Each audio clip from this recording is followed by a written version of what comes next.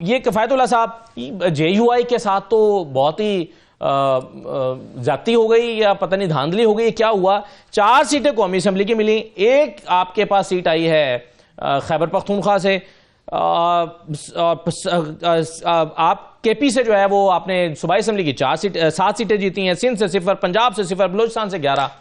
آپ کی توقعات سے بہت کم رزلٹ رہا ہے، کیا وجہ ہوئی؟ بسم اللہ الرحمن الرحیم۔ سب سے پہلے تو آپ کا شکریہ کہ آپ کی وجہ سے ہماری بات عوام تک پہنچ سکتی ہے۔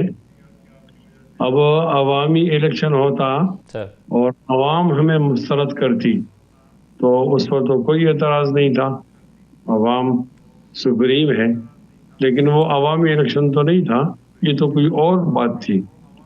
ایک الیکشن ہوا ہے 8 فروری کو رات کو 12 بجے تک، اور ایک ہوا ہے 12 بجے کے بعد 9 فروری کو۔ تو 9 فروری میں پھر ہم ہار گئے، 8 کے اندر تو ہم نہیں ہار رہے تھے، ہماری سیٹیں آ رہی تھی، ہمارے 10 تک ایم پی آ رہے 3 دن تک چلتا رہا ہے، 3 دن تک 9 10 11 12 تک چلتا رہا ہے۔ وہ صحیح کہہ رہے ہیں آپ، صحیح ہے جی جی مفتی صاحب۔ جو 8 فروری کا نتیجے کو قائم رکھا جاتا تو اس کے اندر تو کوئی اعتراض نہیں تھا، لیکن یہ جو 9 کو الگ الیکشن ہوا ہے، جو لوگ نظر نہیں آتے وہ الیکشن وہ ووٹ ڈالتے ہیں، اس کے اندر ہم ہار گئے ہیں۔ تو ٹھیک ہے، اب ہماری پارٹی بیٹھی ہوئی ہے کل سے آج اور کل، تو وہ کوئی لائحہ عمل تیار کرے گی۔ سر لیکن آپ کو ہرا کر مفتی صاحب، آپ کو ہرا کر تحریک انصاف کو جتا دیا گیا آپ کے بقول، یہ کیوں کیا گیا ہوگا؟ تحریک انصاف تو بڑے مشکل حالات میں الیکشن لڑ رہی تھی، ان کو تو کوئی کیمپین کرنے نہیں دے رہا تھا، آپ کو ہرا کر تحریک انصاف کو کیوں جتوایا گیا؟ میں عرض کروں، حامد میر صاحب نے اس میں تفصیلی بات کی ہے۔ حامد میر صاحب کا ایک ٹویٹ ہے، وہ کہتے ہیں کہ فلسطین کی حمایت کرنے اور وہ وہاں پر فلسطین کے رہنماؤں سے ملنے کی ان کو سزا دی گئی، وہ ہم نے ٹھیک کیا ہے، وہ سزا اگر ملتی تو ٹھیک ہے۔ ہمارا گلہ یہ ہے کہ بندر بانٹ نہیں ہونا چاہیے، اور اگر بندر بانٹ ہو تو اس کے اندر پھر انصاف ہونا چاہیے۔ یہاں ہمارے ہاں ہوتے ہیں نا، لوگ ڈاکہ ڈالتے ہیں، ڈاکو ہوتے ہیں، تو وہ ڈاکہ ڈالنے کے بعد جتنے بھی لوگ ممبر ہوتے ہیں سب کے اندر وہ چوری کا مال برابر تقسیم کرتے ہیں، تو کہتے ہیں یار یہ ڈاکو بہت ایماندار ہے، یہ سب پہ برابر تقسیم کرتا ہے، اور اگر وہ اپنے لیے زیادہ رکھتا ہے اور لوگوں کم دیتے وہ تو کہتا ہے یار یہ تو بڑا بے ایمان آدمی ہے۔ تو ہمیں ڈاکے کے اندر بھی انصاف نہیں ملا نا، ڈاکے کے اندر بھی ہمارے ساتھ ایمانداری نہیں ہوئی، ہمارے ساتھ وہاں بھی وہ فراڈ ہو گیا۔ تو اب کون سی سیٹوں کو مفتی صاحب آپ چیلنج کریں گے ٹرائبونلز میں؟ کون سی اپنی سیٹ پہ جا رہے ہیں چیلنج کرنے آپ؟ نہیں، میری جو سیٹ ہے وہ تو بہت واضح ہے، اس کے اندر میں بھی کھڑا تھا، میاں نواز شریف صاحب بھی کھڑے تھے، اور پی ٹی آئی کے حمایت یافتہ بھی جیت گیا، تو میں نے ان کے ساتھ بیٹھ کر پریس کانفرنس کی ہے، اور یہ آدمی حقیقت جیتا ہوا ہے، اس کے نتیجے کو تبدیل نہیں کرو اور زبردستی سیٹ کو لاہور نہیں بھیجو۔ لیکن ہم کیا کریں، ہم نے میاں نواز شریف صاحب کو مشورہ بھی دیا ہے کہ جس طرح میں نے اپنی شکست تسلیم کی ہے، آپ بھی کھلے دل سے اپنی شکست تسلیم کرو اور جیتنے والوں کو مبارک دو۔ لیکن انہوں نے ایسا نہیں کیا، وہ گئے ہیں عدالت میں اور انہوں نے پروسیس کو روک دیا ہے، وہ فارم 48 جو ملنا تھا وہ ان کو نہیں ملا۔ تو مفتی صاحب آپ یہ سمجھتے ہیں کہ آپ کے حلقے میں کم از کم صحیح الیکشن ہوا ہے اور آپ اس میں نہیں جیت رہے تھے، آپ کے ساتھ دھاندلی نہیں ہوئی اس حلقے میں؟ ہاں، میں بالکل ٹھیک سمجھ رہا ہوں، میں نے قریب سے دیکھا ہے، میں اول سے آخر تک کنٹرول روم میں موجود تھا اور میرے پولنگ ایجنٹس بھی جگہ جگہ موجود تھے، ہمیں اپنے حلقے میں کوئی شکایت نہیں ملی، اور ہمارا حلقہ جو تھا وہ بہت حساس تھا، بیرونی دنیا پر بھی اسے بحث ہو رہی تھی، اس کے اندر کوئی ایسی بات نہیں ہوئی، تو ہم نے اس کو برملا اظہار کر دیا۔ یہ 12 بجے کے بعد جو کچھ ہوا وہ غلط تھا، غلط ہے اور غلط بھی رہے گا۔ ان دا مین وائل مفتی کفایت اللہ صاحب، ایک چیز تو بہرحال ہوئی، کل تک ایک بڑی انسرٹنٹی سی تھی کہ پی ٹی آئی کیا فیصلہ کرے گی. پی ٹی آئی کہیں ایسا نہ ہو کہ اتنا بھاری مینڈیٹ یا ایک اچھا مینڈیٹ لینے کے باوجود سڑکوں پر نکلنے کا فیصلہ کر دے تو ملک میں کیوس ہوگا، افراتفری ہوگی، بے چینی ہوگی، ملک آگے نہیں بڑھ سکے گا. لیکن پاکستان تحریک انصاف کی لیڈرشپ نے بہرحال فیصلہ کیا کہ اگر انہیں ان کا مینڈیٹ نہیں بھی ملتا تو بھی وہ پارلیمنٹ میں بیٹھیں گے، کسی اور جماعت کے پلیٹ فارم سے بیٹھ جائیں گے، تگڑی اپوزیشن کریں گے، حکومت نہیں بنائیں گے، یعنی پارلیمنٹ میں اور اسمبلیوں میں جانے کا فیصلہ کیا. آپ کے خیال میں جو تحریک انصاف سے توقع کی جا رہی تھی کہ چلیے کم از کم یہ ہے کہ وہ اپنا سیاسی رول تو ادا کریں، وہ کرنے کی طرف آ گئے ہیں، کیسے دیکھ رہے ہیں آپ؟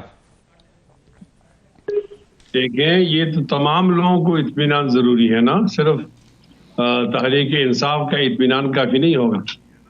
دیکھیں، ہم اگر یہ سوچ رہے ہیں، ہمارے پاس دونوں آپشن ہیں کہ ہم حکومت کا حصہ نہ بنیں اور یہ فیصلہ کر لیں کہ ہم اپوزیشن میں رہیں گے، اور ہم یہ بھی کہہ سکتے ہیں کہ ہم تحریک کی طرف چلیں. اگر ہم تحریک کی طرف چلیں گے اور ہمیں اطمینان نہیں ہوگا تو بھی آپ اسٹیبلٹی کس طرح قائم کریں گے؟ وہ تو مشکل ہو جائے گا آپ کے لیے. میرے خیال میں بندر بانٹ کے اندر لوگوں کو اعتراض ہے اور عوامی رائے پر کسی کو اعتراض نہیں ہے. تو تمام کارنرز کو آپ ساتھ لیں گے تو ہوگا.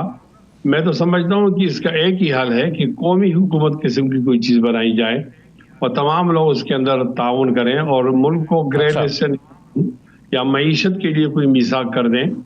ایسا ہو جائے گا. اور اگر اپنی اپنی حکومتوں کی تو اس کا چلنا مشکل ہو جائے گا.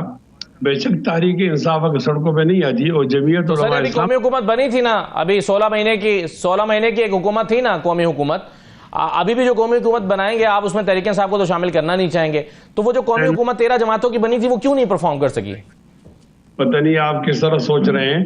میں عرض کر رہا ہوں کہ یہ جو الیکشن ہے یہ مشتبہ ہے، یہ مشکوک ہیں، اس پر تمام لوگوں کو اطمینان ہونا چاہیے. اگر وہ نہیں آتے تحریک انصاف والے روڈوں پر اور ہم آ جائیں تو بھی آپ کے لیے مشکل تو ہوگا نا.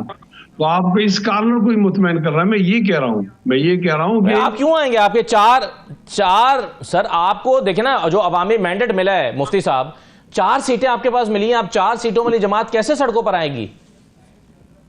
دیکھو اسد اللہ، آپ سوال اس طرح کرتے ہو پھر جواب جب ملتا ہے تو پھر دیکھو وہ تکلیف ہوتی ہے. آپ یہ عوامی مینڈیٹ تھا، یہ جو 12 بجے کے بعد جو 9 تاریخ کو ہوا، یہ عوامی مینڈیٹ. بندر بانٹ کی میں کام بات کروں، عوامی مینڈیٹ، عوام ہمیں دریا میں پھینک دے. مفتی صاحب لیکن باتیں نہیں کرو. مفتی صاحب کون سی سیٹ تھی جس پر آپ 12 بجے سے پہلے 8 تاریخ کو جیت رہے تھے، لیڈ کر رہے تھے؟ اسد اللہ میری بات سنو، جلدی نہیں کرو. اگر آپ ٹھیک سوال کریں گے ہم بھی اپنے زخموں کے ساتھ ساتھ باتیں کریں گے. میں یہ عرض کرتا ہوں کہ بندر باڑ پر ہمیں اعتراض ہے اور ہمیں تو تحریک انصاف کی ضرورت نہیں تاریخ چلانے کے لیے، الگ بھی چلا سکتے ہیں اور آپ ہمیں جانتے بھی ہیں. اس لیے اس کارنر کو بھی اطمینان ضروری ہے.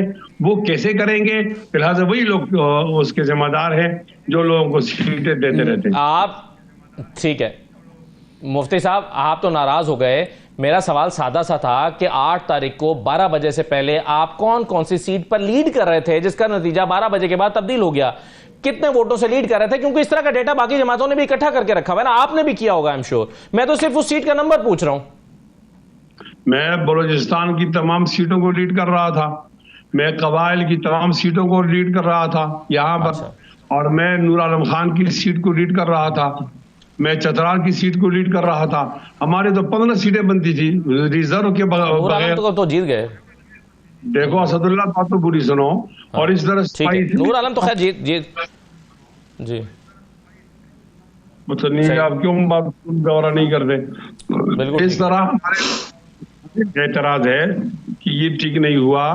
اگر عوامی رائے ہوتی تو اس کے اندر ہمیں 4 سیٹیں ٹھیک ہے چلیں جی ملتی تو ہم سمجھتے کارگزاری ہے، کارکردگی ٹھیک نہیں ہے. صاحب یہ بتا دیں، آپ بھی ابھی یہ بات کر رہے تھے نا یونٹی گورنمنٹ بننی چاہیے، قاہرہ صاحب یہ کہہ رہے ہیں. مولانا کیوں ایکٹیو نہیں ہوتے؟ وہ آئیں میدان میں اور آ کر کہیں کہ جناب مولانا پیچھے لگ رہے ہیں اس حکومت سازی کے عمل میں. ساتھ آ جائیں گے، وہ بھی ساتھ ہی ہوں گے، گھبرائیں نہیں آپ. نہیں، میں تو یہ موقع ہوں کہ اگر تحریک انصاف کو موقع دیا جائے تو اپنی پارٹی جوائن کریں، اور اگر ان کا ایک ممبر بھی زیادہ ہے تو ان کا حق بنتا ہے کہ وہ مرکز کے اندر حکومت بنائیں اور صدر صاحب ان کو دعوت دیں. اگر ان کو مزید لوگ نہیں ملے اور حکومت نہیں بن سکی تو پھر دوسرے بڑے گروپ کے طور پر مسلم لیگ نون کو دعوت دیں, ورنہ بڑے گروپ کے طور پر پیپلز پارٹی کو دعوت دیں. میں کہتا ہوں جس طرح لوگوں نے دیا ہے اسی طرح ہونے چاہیے. لوگوں کے مینڈیٹ کو, عوام کی مینڈیٹ کو تسلیم کرنا چاہیے, عوام کی رائے کا احترام کرنا چاہیے. ہم ایک بار غلط ہو گئے تھے. رائٹ جی, عوام کی رائے کا احترام ہونا چاہیے. بہت شکریہ مفتی کفایت اللہ صاحب.